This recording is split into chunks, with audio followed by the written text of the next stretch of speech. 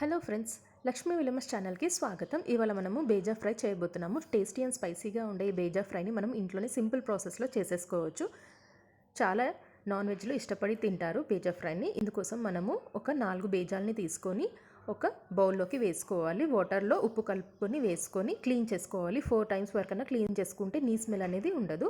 ఇప్పుడు మనము స్టవ్ మీద ఒక పాన్ పెట్టుకొని చెంబుడు వాటర్ పోసుకొని మసిలించుకోవాలి. వాటర్ మసులుతున్నప్పుడు అందులోనే మనము ఇందాక కడిగి పెట్టుకున్న బ్రెయిన్ అంతా వేసుకోవాలి. ఇక్కడ మనము 4 బేజాలను తీసుకున్నాం కదా, అది వేసుకోవాలి. ఇలా చేయడం వల్ల ఏమవుతుంది అంటే దీనికి ఉన్న నీ స్మెల్ అనేది కూడా ఏమున్నా పోతుంది. ఇంకా బాయిల్ చేసుకుంటే బేజా అనేది గట్టి పడుతుంది. హీట్ అయిన వాటర్లో కొంచెం ఉప్పు వేసుకోవాలి. 1/2 టీ స్పూన్ పసుపు వేసుకోవాలి. ఒకసారి అంతా కలిసేలాగా బాగా కలుపుకోవాలి. స్టవ్ని మీడియం ఫ్లేమ్లోనే పెట్టుకొని బాగా కలుపుకొని 5 మినిట్స్ వరకు మూత పెట్టి మనము కుక్ చేసుకోవాలి. 5 మినిట్స్ వరకు మూత పెట్టుకొని కుక్ చేసుకుంటే సరిపోతుంది. మనకి బేజా అనేది బాగా ఉడికిపోతుంది, గట్టి కూడా పడుతుంది. చూసారు కదా, ఈ విధంగా 5 మినిట్స్ తర్వాత చూస్తే మనకి బేజా అనేది బాగా ఉడికిపోయి ఉంటుంది. ఇప్పుడు దీన్ని మనము ఫిల్టర్ చేసుకోవాలి. ఒక బౌల్లోకి తీసుకొని వాటర్ అంతా వెళ్ళిపోయేలాగా ఫిల్టర్ చేసుకోవాలి. బేజా సపరేట్గా తీసేసుకొని ఒక ప్లేట్లోకి పెట్టుకోవాలి. చూసారు కదా, హీట్ అయ్యాక బాయిల్ అయ్యాక అది మనకి గట్టి పడింది, బేజా అనేది గట్టి పడింది.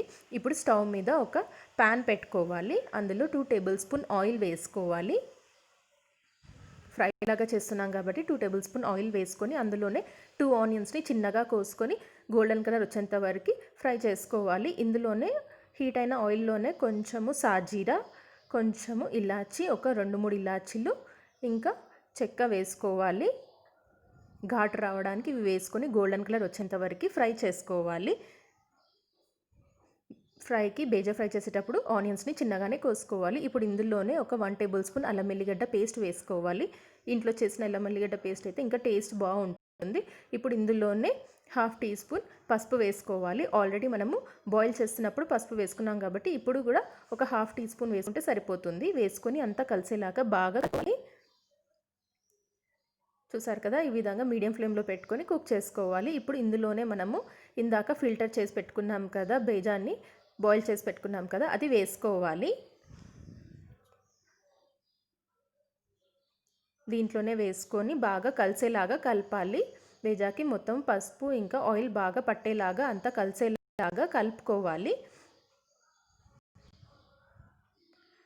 ఒక 5 మినిట్స్ వరకు మూత పెట్టి కుక్ చేసుకోవాలి. మీడియం ఫ్లేమ్లో పెట్టి కుక్ చేసుకుంటే 5 మినిట్స్ తర్వాత చూస్తే ఇలా మనకి దగ్గరకు అవుతుంది.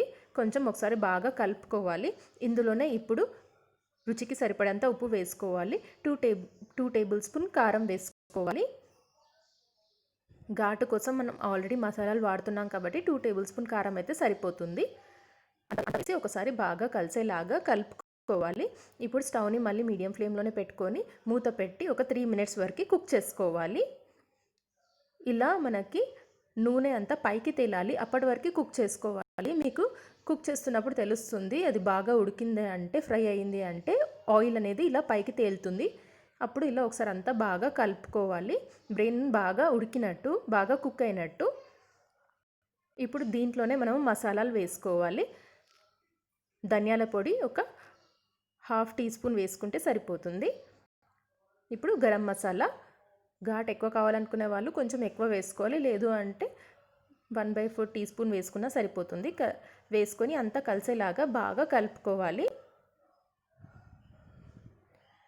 మసాలాలు కూడా బాగా అంతా పట్టేలాగా కలుపుకోవాలి. మీడియం ఫ్లేమ్లోనే ఒక 2 మినిట్స్ వరకు కుక్ చేసుకోవాలి. స్టవ్ ఆఫ్ చేసే ముందు పైనుంచి ఇలా కొత్తిమీర వేసుకుంటే సరిపోతుందండి. బేజా ఫ్రై స్పైసీ అండ్ టేస్టీగా ఉండే బేజా ఫ్రై మనకి రెడీ అయిపోతుంది. ఇలా చేసి పెడితే పిల్లలు కూడా చాలా ఇష్టంగా తింటారు. చాలా సింపుల్ ప్రాసెస్లో మనకి ఇంట్లో దొరికే ఇంగ్రీడియంట్స్తోనే ఇలా మనం ఈజీగా చేసేయచ్చు. మీరు కూడా ఈ విధంగా ట్రై చేసి చూడండి. నా వీడియో నచ్చితే లైక్ చేసి, కామెంట్ చేసి, షేర్ చేయండి. మరిన్ని ఇంట్రెస్టింగ్ రెసిపీస్ కోసం నా ఛానల్ని సబ్స్క్రైబ్ చేసుకోండి.